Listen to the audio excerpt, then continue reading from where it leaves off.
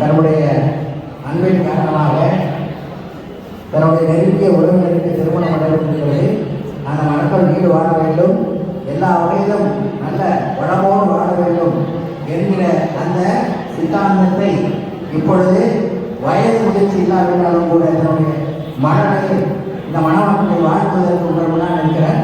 எல்லோரும் ஒரு கரவசம் எடுத்து அந்த சிறுவனுக்கு உற்சாகப்படுத்திப்பார் அன்போடு என்பது.